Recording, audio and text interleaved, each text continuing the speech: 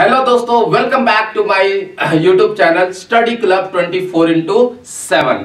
Finally CBSE ने final date से declare कर दिया है और इकोनॉमिक्स का एग्जाम 28 मई को है, जैसा आप लोग जानते हैं। फाइनली आपने देखा ही होगा डेट शीट। तो बिना देर के हुए अब हम अपने गोल पर जाते हैं कि जैसे कि मैंने आपको बताया था कि हम वीडियो में मस्ट डू सिलेबस कवर कर रहे हैं।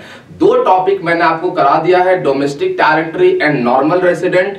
ये हमारा थर्ड लेक्चर है और यहां पर हम डिस्कस करेंगे आपका intermediate goods and final goods. Let's start. सबसे पहले ये समझते हैं बच्चों कि what is intermediate goods and final goods. सबसे पहले हम डिस्कस करेंगे इंटरमीडिएट गुड्स क्या है। Okay, in simple words we can say intermediate goods refers to that goods which do not used by final user। Intermediate goods वो goods है जो basically final user के थ्रू यूज नहीं होता है। जैसे फॉर एग्जांपल मान लीजिए कि एक फैक्ट्री है, ठीक है, और वो फैक्ट्री जो है सपोज कीजिए मार्कर का प्रोडक्शन कर रही है, ठीक है। तो मार्कर के प्रोडक्शन करने के लिए उसको क्या चाहिए? प्लास्टिक चाहिए, इंक चाहिए, ठीक है। बेसिक चीजें प्लास्टिक और इंक चाहिए, ठीक है। तो वो जो प्लास्टिक परचेज कर रही है वो किसके लिए? फर्दर प्रोडक्शन करने के लिए परचेज कर रही है। तो यहां पर प्लास्टिक जो है वो आपका क्या है? इंटरमीडिएट गुड्स है, because firm is not final user of that plastic. Plastic के हेल्प से वो क्या करेंगे? मार्कर बनाएंगे, देन उसको फर्दर क्या करेंगे? सेल करेंगे।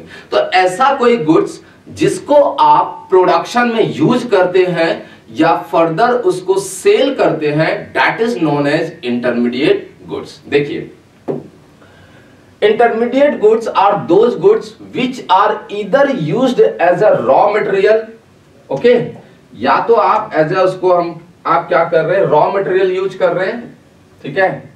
इधर used as a raw material for further production, और या आप उसको क्या कर रहे हैं? रीसेल के लिए यूज कर रहे हैं। तो ऐसे गुड्स को क्या कहते हैं? Intermediate goods. जैसे कि एक पिक्चर के थ्रू मैं आपको समझाता हूं। सपोज ये कारपेंटर है, ठीक है, इन्होंने वुड परचेज किया है, ठीक है, किसके लिए? चेयर बनाने के लिए या टेबल बनाने के लिए। तो यहां पर जो वुड है वो क्या होगा? आपका इंटरमीडिएट गुड्स होगा। बहुत सिंपल है, बहुत सिंपल। कोई भी गुड्स अगर आप परचेज करते हैं उसे प्रोडक्शन करने के लिए या रीसेल करने के लिए, that is called intermediate goods. Okay, तो बेसिकली इंटरमीडिएट गुड्स में क्या क्या इंक्लूड होता है, कैसे कैसे पहचानेंगे कि आप इंटरमीडिएट गुड्स है ये? तो सबसे पहले मैंने आपको क्या बताया? It is not used by final user. जो इंटरमीडिएट गुड्स है वो फाइनल यूजर के थ्रू यूज नहीं होता है। दूसरी बात आपको क्या याद रखना है, ठीक है, दूसरी बात क्या याद रखना है? Do not cross the boundary line of production. अभी इंटरमीडिएट गुड्स ने बाउंड्री लाइन ऑफ प्रोडक्शन को क्रॉस नहीं किया है, मींस कहीं ना कहीं अभी उसमें फर्दर प्रोडक्शन होना बाकी है। ओके, एंड थर्ड आपका क्या है? Need to add further value. आप उसमें कुछ ना कुछ वैल्यू ऐड करेंगे।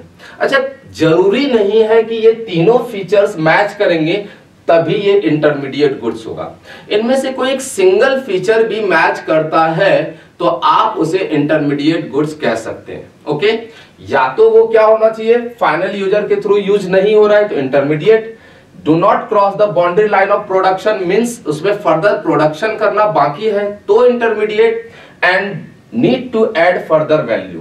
कई बार क्या होता है, जैसे फॉर एग्जांपल बुक सेलर है, ठीक है, तो उन्होंने बुक पब्लिशर से परचेज किया, तो वो बुक तो बनाया है, उसमें कोई फर्दर प्रोडक्शन की नीड नहीं है, लेकिन सेलर क्या करेगा? उसमें वैल्यू ऐड करेगा। मतलब सपोज बुक की कॉस्ट अगर 400 है तो सेलर कस्टमर को मोर देन 400 में सोल्ड आउट करेगा। तो इसका मतलब ये हुआ कि उसने इसमें वैल्यू ऐड किया है। तो वो जो बुक होगा वो कौन सा गुड्स होगा बच्चों? इंटरमीडिएट गुड्स होगा। बहुत ही सिंपल है। नाउ डिस्कस करते हैं फाइनल गुड्स। फाइनल गुड्स क्या होता है? ठीक इसका अपोजिट।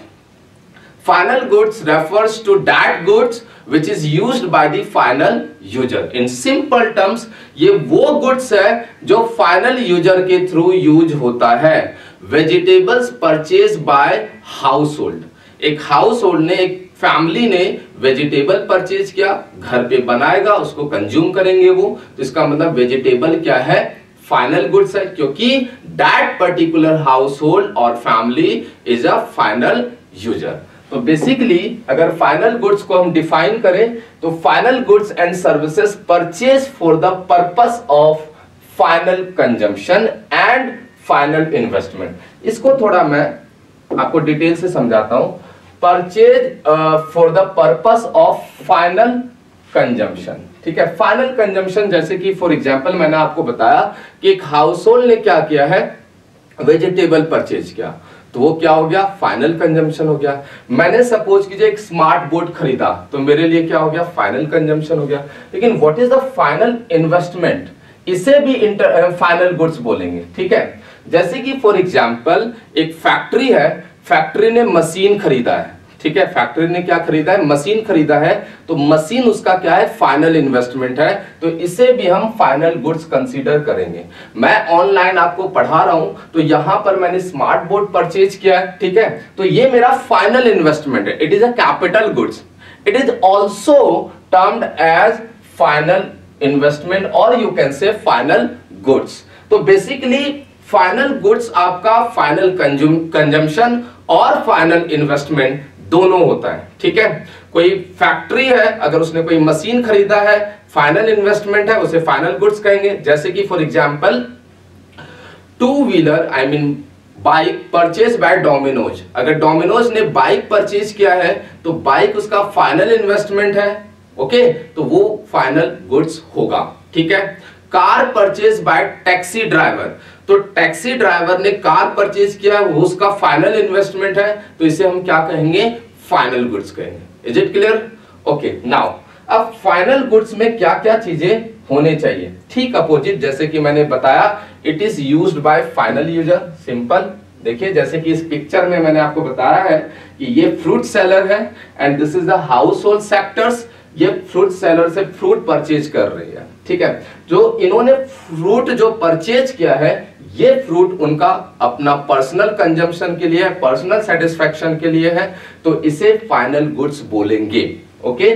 तो फाइनल गुड्स में क्या होता है, क्या इंक्लूड होता है, फर्स्ट थिंग कि it is used by final user. ये किसके थ्रू यूज होता है, फाइनल यूजर के थ्रू यूज होता है, यूज्ड बाय फाइनल यूजर।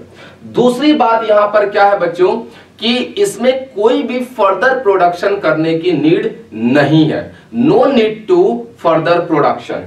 तो यहां पर क्या है, crossed boundary line of production, means जितना प्रोडक्शन होना था हो चुका है, अब उसमें कोई भी फर्दर प्रोडक्शन की नीड नहीं है। And last thing, final goods में कोई भी वैल्यू आप ऐड नहीं करेंगे, वो उतनी वैल्यू की ही रहेगी। जैसे फॉर एग्जांपल आपने एक इकोनॉमिक्स का बुक परचेज किया है 400 रुपीज में, तो बुक की वैल्यू 400 है, तो आपके लिए 400 है। आपने उस बुक में कोई वैल्यू ऐड नहीं करेंगे, क्यों करेंगे वैल्यू ऐड, आपको थोड़ी बेचना है उसको, ठीक है। तो थर्ड क्या है आपका, no need to further value added, ठीक है, इसमें कोई भी वैल्यू ऐड करने की जरूरत नहीं है, तो इसे कहते हैं फाइनल गुड्स।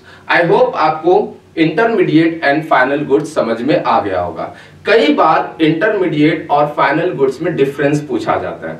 तो फर्स्ट डिफरेंस क्या है कि intermediate goods used by do not used by final user and final goods used by final user, first difference. Second difference क्या है कि इंटरमीडिएट गुड्स में क्या होता है, do not cross the boundary line of production, final goods में क्या होगा, cross the boundary line of production.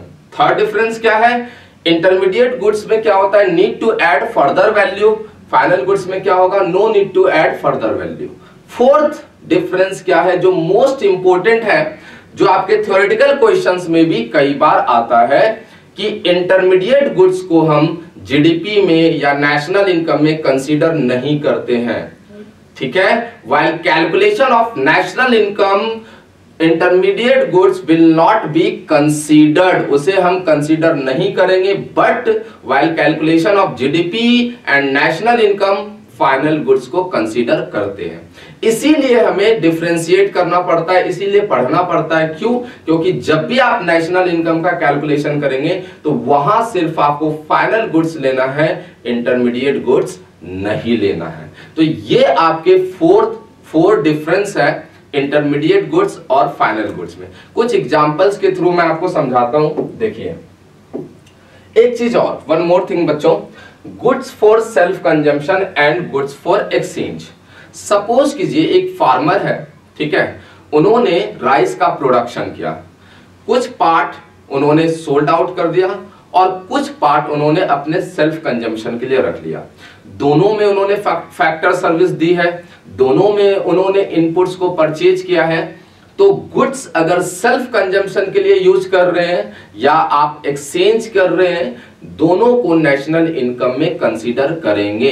कई बार न्यूमेरिकल क्वेश्चन में आपका प्रोडक्शन मेथड से गिवन होता है goods for self consumption value given होगा, आप उसको जीडीपी में कंसीडर करोगे। तो remember, goods for self consumption and goods for exchange will be included in national income. Okay, now जैसे कि यहां देखिए लिखा हुआ है, goods produce by the producers and retain for their own use are called goods for self consumption and it is also called own account production। मतलब अपने लिए उन्होंने प्रोडक्शन किया है, तो that will be included in national income।